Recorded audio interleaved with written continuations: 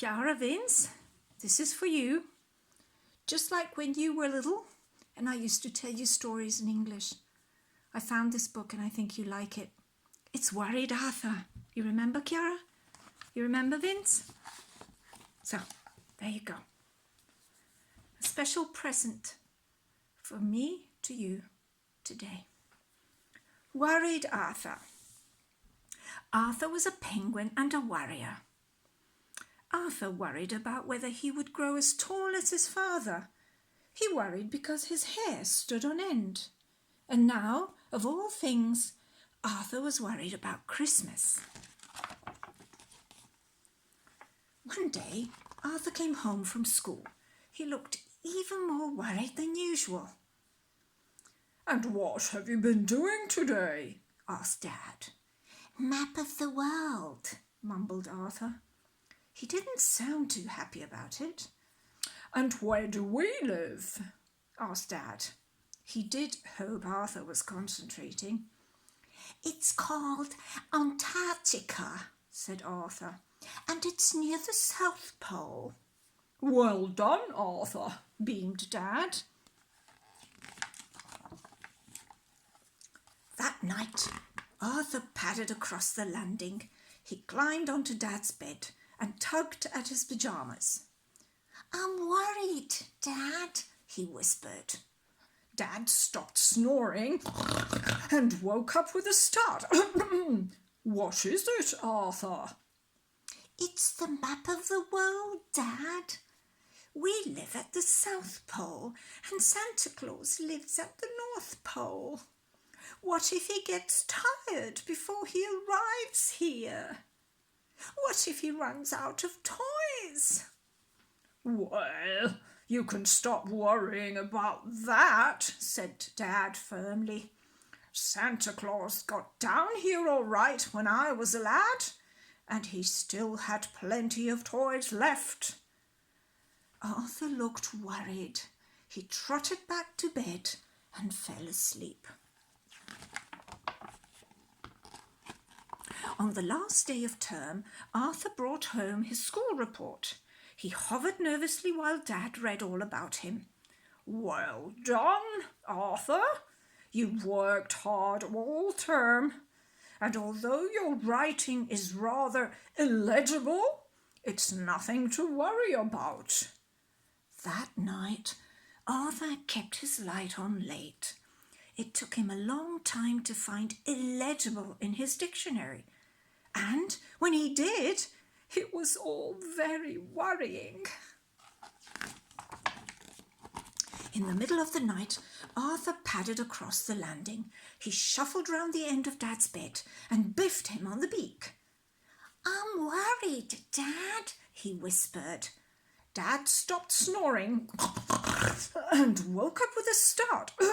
"What is it, Arthur?" "It's my writing, Dad. What if Santa Claus can't read it? What if he doesn't bring the things on my list?" "Well, you can stop worrying about that," said Dad firmly. "For your information, Santa Claus is the world's leading expert on handwriting.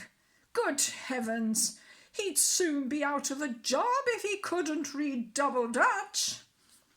Arthur looked less worried and went back to sleep. 2 days before Christmas, it began to snow heavily. Dad got out Arthur's toboggan. Some of Arthur's friends came out to play, and they all made a snowman together. Arthur was tired out when he went to bed, but he still woke up worrying. Just after midnight, Arthur padded across the landing. He opened Dad's curtain. "I'm worried, Dad," he whispered. Dad stopped snoring and woke up with a start. "Whatever is it this time, Arthur?" Arthur pulled Dad over to the window. "It's the weather, Dad. It started to snow again. What if there's a great big drift on Christmas Eve? What if Santa can't get through?" Well, you can stop worrying about that, said Dad firmly. You don't think Santa Claus will be put off by a bit of snow, do you? Whatever do you think he's got those hulking great reindeer for? Arthur looked less worried and went back to sleep. On Christmas Eve, Dad and Arthur decorated their tree. They put their presents underneath it, and Arthur wrote his labels very clearly.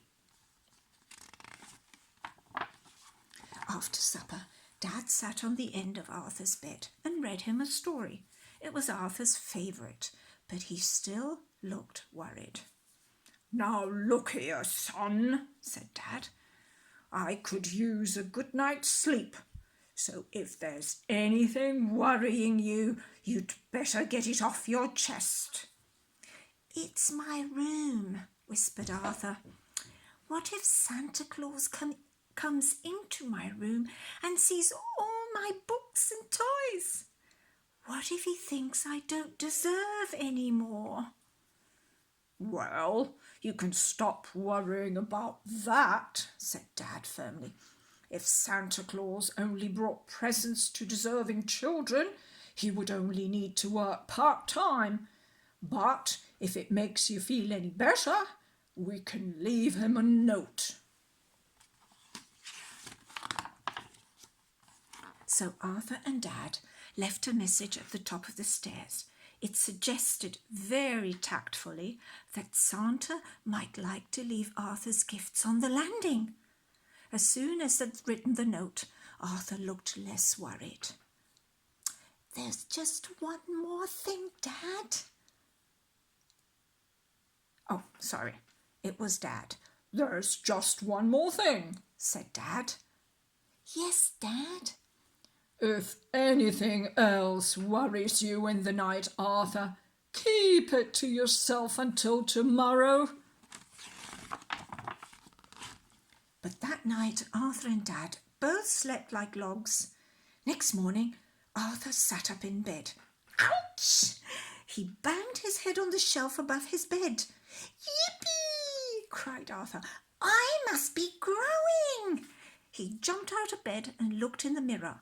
Arthur smoothed down his hair, and it stayed there.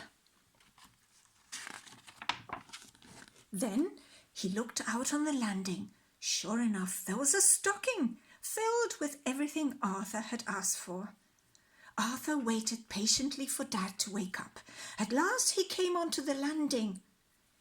Merry Christmas, Arthur, and how are you feeling this morning? I feel funny, Dad, said Arthur. Then he smiled. It must be because I am not worrying. And that is the end of the story. Love you both dearly.